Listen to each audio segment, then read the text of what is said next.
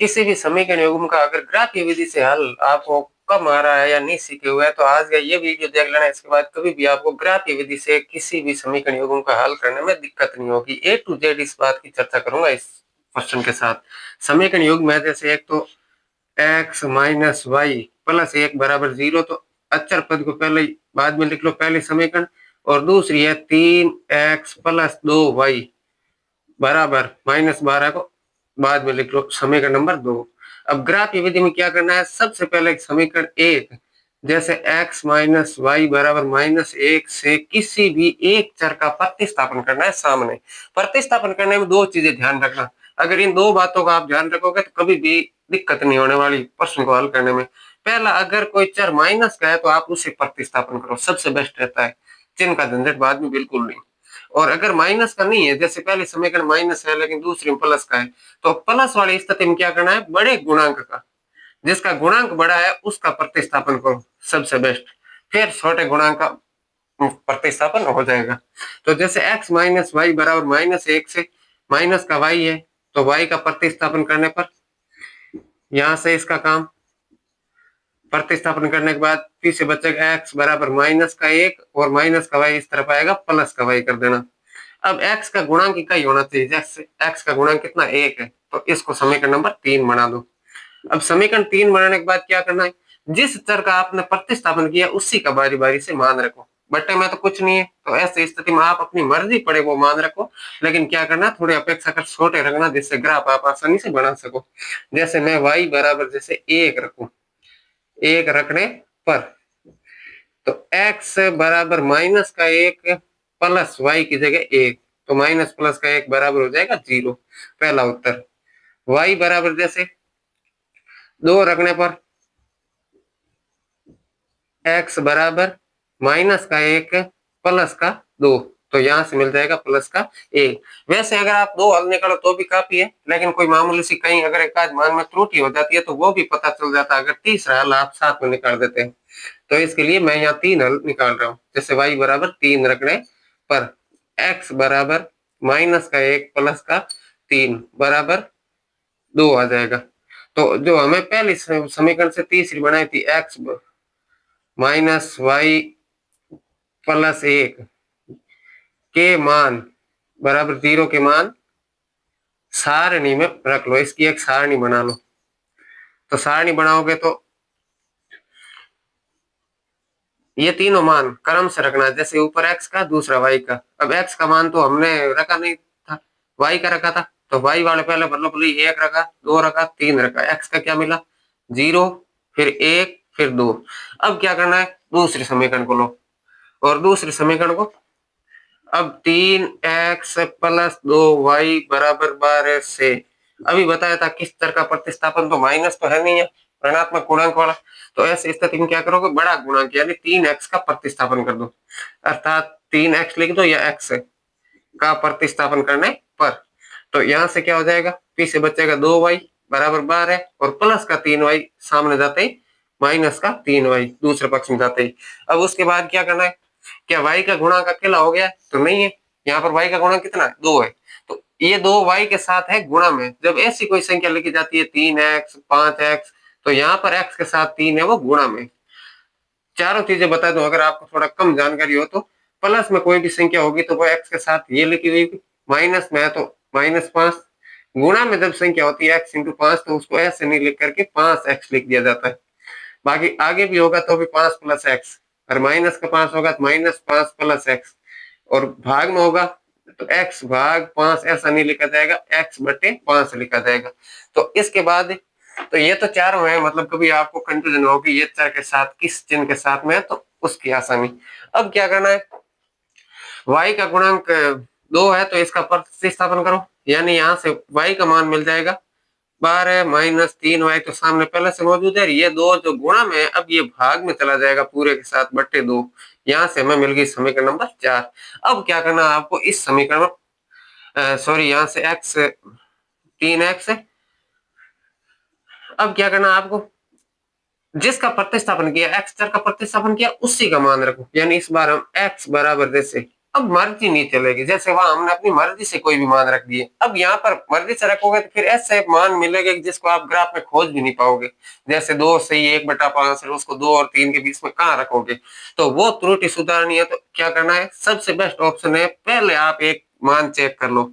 जैसे अगर मैं 12-3 × x है तो उसकी जगह 1 रखूं/2, तो यहाँ 3 का 1 से गुणा होने पर हो जाएगा 3, तो 12-3/2। अब 12-3 9, 9/2। क्या मान पूर्ण संख्या मिल रही है? नहीं, यहाँ पे मिल रहा है 4.5 या 4 से 1/2, 9 में 2 का भाग देने पर। तो अब दूसरा चेक करो, एक बार चेक करना, फिर एक और तरीके से आसानी से मान भर सकते हो। जैसे 2 रख लिया तो 12-3 × 2 6 घटाओगे तो पीछे रहेगा 6, 6 में 2 का भाग दे दोगे आ जाएगा 3। तो ये सबसे बेस्ट है। यानी पहला मान आप x की जगह क्या रखोगे, 2 रखोगे, तो x बराबर 2 रखने पर तब y बराबर 12-3 × 2/2, तो यहाँ से मान मिल जाएगा 12 में से 3 × 2 का गुणा 6, 6 घटाओगे तो 12-6 रहेगा 6, 6/2 का मान कितना आ जाएगा 3, पहला मान। अब दूसरा, जैसे x बराबर, अब क्या करना है, जितना बट्टे में उतना जोड़ते जाओ।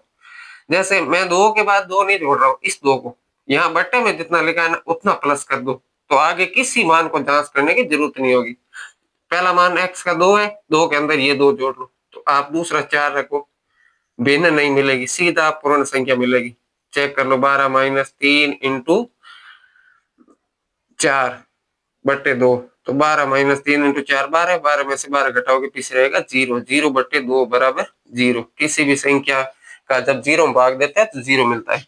अब एक और चेक करना है, तो x का मान क्या रख सकते हैं, 2 और जोड़ लो, 6 रख सकते हैं, या पहले वाले से कम करना है कि हमें छोटा मान चाहिए तो -2 रख लो, तो भी आपको मान मिल जाएगा। जैसे यहाँ 6 रखूं, 6 रखने पर y बराबर 12-3 × 6, तो 3 × 6 18, 12 में से 18 घटाओगे, देख लो 12-18, तब संख्या किसका आएगी, माइनस का 6, -6/2, यानी यहाँ से मान मिल जाएगा -3। अब क्या करना है, जो मान है 3x + 2y बराबर 12 के मान सारणी में रखने पर, अब इस मान को आपको क्या करना है, सारणी में रखना है। तो सारणी बना लो, पहले बनाई उसी तरह से। 3 मान निकाला है, पहले x का, y का। अब हमने किसका रखा, x का, 2 4 6, तो 2 4 6 भर लिया, और y का 3 0 -3। अब क्या करना है, जो पहले समीकरण के मान मिले हमें x के, जैसे एक जोड़ा मिला x का 0 और y का 1, अब इस मान को खोजना है। x का प्लस का मान है, आपको क्या करना है, आप ग्राफ पर ध्यान दो। जैसे सबसे ऊपर लिखना है पैमाना, हमने x अक्ष और y अक्ष पर मान देख लेना, मान छोटे ये ज्यादा बड़े है नहीं, जैसे प्लस के ज्यादा बड़ी संख्या 6 और माइनस का 3 है, तो इतने तक अपना ग्राफ जाना चाहिए। तो हमने क्या किया, ग्राफ की सबसे गहरी लाइन होती है बीच में, जैसे इस प्रकार का ग्राफ होता है। ये भी एक चीज ध्यान रखना, इससे भी कई बार आप गलतियां कर देते हैं। आप जो पहली लाइन खींचते वो लाइन यहाँ खींच देते, ये गलत है। हल्की गहरी आधे वाली या 5वें कॉलम वाली लाइन नहीं खींचनी, आपको क्या करना है, एकदम फुल गहरी होती है उस पर रेखा खींचनी, और इधर भी जो फुल गहरी है उसी पर खींचनी है। अब उसके बाद क्या करना है, ये तो हो जाएगा मूल बिंदु, फिर इस तरफ प्लस की संख्या लिखनी है। यहाँ एक्स अक्ष की तरफ सारे मान प्लस के हैं, तो एक्स डेस अक्ष की तरफ माइनस के मान है, तो फिर -1 -2 -3 ऐसे उस तरफ। वाई के ऊपर के मान है वो धनात्मक लिखने, यहीं से शुरू करना, ध्यान रखना। सब कई बार क्या 1 2 3 ऐसे लिख देते हैं, वो गलत है, 1 2 3 ऐसे लिख देना है। फिर नीचे के मान है वो माइनस के, -1 -2। तो इस प्रकार से तो आपको बना लेना है ग्राफ। और ध्यान रखना, पहली लाइन भी कई बार क्या आप यहाँ खींच लेते हैं, लेकिन दूसरी फिर यहाँ ऐसे, या -1 या प्लस का 1 जो भी, यहाँ फिर 2 3, ये गलत है। फिर आपको प्रत्येक अगले गहरी लाइन पर, यानी एक एक कॉलम पूरा छोड़ते हुए आपको मान दर्शाने। अब मान हमने दर्शा दिए पैमाना, तो एक्स अक्ष पर हर 1 सेंटीमीटर कॉलम होता है, उसमें हमने कितना रखा, 1 इकाई, तो दोनों ऊपर लिख सकते हैं। एक्स अक्ष 1 सेमी बराबर 1 इकाई, और वाई अक्ष वहां भी 1 सेमी बराबर 1 इकाई। 1 सेमी क्या है, ये 1 सेमी का कॉलम है, तो 1 सेंटीमीटर के ऊपर हमने कितने कितने मान रखे, 1 2 3 4, अंतर कितने का, 1 का, इसलिए 1 इकाई। तो ये हो गया पैमाना। अब पैमाना मैं यहाँ से मिटा रहा हूँ, ग्राफ की रेखाएं खींचनी अच्छे से दिख जाए, लेकिन आपको जब भी ये पैमाना अच्छे से ऊपर लिख देना है। अब उसके बाद क्या करना है, पहले कॉलम को लो, x का मान है 0 और 1, यानी x का मान 0, y का मान 1। तो x के मान इस लाइन पर है, यहाँ 0, तो 0 तो यही है। अब y का कितना है, 1, तो y के कौन से मान है, ये। अब जैसे देखो एक चीज यहाँ से ध्यान रखना, y का कोई भी मान होगा उसके बाएं दाएं आप खोजना, जैसे 5 के इधर और उस तरफ। एक दूसरा समझा रहा हूं, जैसे 2 और 3 मिलता, तो x का मान 2, 2 से ऊपर नीचे, x के मान से ऊपर नीचे जाना रास्ता ये इसका, और y के मान से बाएं दाएं। तो अब y का कितना है, 3, तो y का जैसे 3 है तो यहाँ से इस तरफ जाऊंगा, जहां पर दोनों का रास्ता क्रॉस काट रहा हो उसी जगह बिंदु दर्शाना है। तो ये तो मैंने ऐसे एक्स्ट्रा समझा है। अब हमें कौन सा मान लेना है, या 0 वाला पहले समझ में नहीं आया तो पहले अगला देख लो। जैसे x का 1 है, y का 2 है, 1 और 2, तो x का 1 इससे ऊपर नीचे जा सकते हो, और y का 2 है उसके बाएं दाएं, तो दोनों कहां पर प्रतिच्छेद करें, इस जगह। तो ये पहला हमें बिंदु मिल गया 1। अब उस 0 वाले को देखो, तुरंत समझ में आ जाएगा, x का मान 0, तो 0 x का खोज रहे, y का नहीं खोज रहे, और तो इससे ऊपर नीचे जा सकते हैं। और y का है 1, तो y के दाएं बाएं, तो ये दोनों कहां पर, इसी अक्ष पर प्रतिच्छेद करेंगे, तो ये बिंदु हो जाएगा यहाँ से। और उसके बाद दूसरा तीसरा बिंदु है y, x का 2 और y का 3, तो अभी पहले बताया था भाई, x का 2 इससे ऊपर नीचे और y का बाएं दाएं, तो जब आप यहाँ से ऐसे जाओगे तो कहां पर प्रतिच्छेद करेगा, इस जगह। तो हमें 3 बिंदु मिल गए। अब इन तीनों बिंदुओं को आप सीधा एक रेखा में मिला सकते हैं, जैसे ये लाइन को आपको तो स्केल से खींचना है, मैं तो समझाने के लिए हाथ से ही बना रहा हूँ। तो पहला इसके ऊपर समीकरण का नाम लिख सकते हैं, जैसे कौन से समीकरण है, x माइनस वाई प्लस 1 बराबर 0, तो ये इस समीकरण की रेखा है। अब दूसरे का क्या करना है, x का कितना है 2, तो और y का 3, तो x का 2 और y का 3, एक बिंदु तो यही मिल गया। दूसरा x का है 4 और y का है 0, तो x का 4 इससे ऊपर नीचे, और y का कौन सा है 0, इस बार y का 0 है, तो y के मान के तो बाएं दाएं जाते, तो बाएं दाएं आओगे तो कहां प्रतिशत करेगा, इसी जगह, यानी ये x अक्ष पर काटेगा। और दो चीजें अलग से याद रख लो आप, अगर x निर्देशांक 0 है तो वो बिंदु होगा y अक्ष पर, यानी जैसे इसका x निर्देशांक 4 है, x का मान 0 है जैसे पिछले का था, और x का तो कोई मान है लेकिन y का निर्देशांक 0 है, तो वो x अक्ष पर होगा। जैसे अभी वाला 4 और 0, तो ये बिंदु आपको कहां पर मिलेगा, x अक्ष पर। मतलब ऐसा समझ लो जिसका मान है उसी अक्ष पर स्थित होगा। वहां पर 0 और 1 में मान किसका था, y का, तो वो बिंदु किस अक्ष पर स्थित था, y का। तो खोजने में भी आसानी, इस लाइन को डायरेक्ट याद रख सकते हैं हम, निर्देशांक ज्यामिति वाले पार्ट में पढ़ते हैं कि x0 x अक्ष पर होगा, और 0 और y का कोई और मान है तो वो y अक्ष पर होगा, शून्य के अलावा। अब जैसे देखो दो बिंदु मिल गया, तीसरा है 4 और 6 और -3, तो x का 6 इससे ऊपर नीचे, y का -3, तो ये दोनों कहां पर प्रतिच्छेद कर रहे हैं, इस जगह। तो तीनों बिंदु इसके भी मिल गए। अब इन तीनों से होते हुए रेखा खींच सकते हैं, जैसे यहाँ इस तरीके से। अब जैसे देखो दूसरी, इसके ऊपर आप इस समीकरण का नाम लिख सकते हैं, मतलब ये किसकी है, 3x प्लस 2y बराबर 12 की, या -12 बराबर 0 की, तो ऐसे लिखो तो भी। अब दोनों को दर्शाने के बाद क्या करना है, दोनों समीकरण या उनके द्वारा निरूपित रेखाएं हैं जिस जगह प्रतिच्छेद करती है। अब प्रतिच्छेद दोनों इस जगह करती है, इससे नीचे की तरफ आ जाओ x का मान मिल जाएगा, और y अक्ष की तरफ जाओ y का मान मिल जाएगा। तो यहाँ से x बराबर मान कितना मिला, 2, और y बराबर मान कितना मिला, 3। तो ये इस समीकरण युग्म का या ग्राफ का हल है। तो अब लास्ट में आप लिख सकते हैं कि अतः समीकरण से या ग्राफ से समीकरण युग्म का हल x बराबर 2, y बराबर 3 प्राप्त हुआ, बिना किसी विधि लगाए। इस तरीके से आप आसानी से ग्राफ बना सकते हैं। अब एक सवाल इसके अंदर और पूछा हुआ, जैसे x अक्ष से और निरूपित जो रेखा है उनके द्वारा बनने वाले त्रिभुज को छायांकित करना है। तो किस अक्ष की बात हो रही, x की। दो रेखा है तो अपनी ये और इसके साथ x अक्ष को लेना है, तो x अक्ष ये है। अब इन तीनों से x अक्ष एक रेखा, दूसरी रेखा, तो इन तीनों से बनने वाला त्रिभुज कौन सा, ये, इसको छायांकित कर लेना है।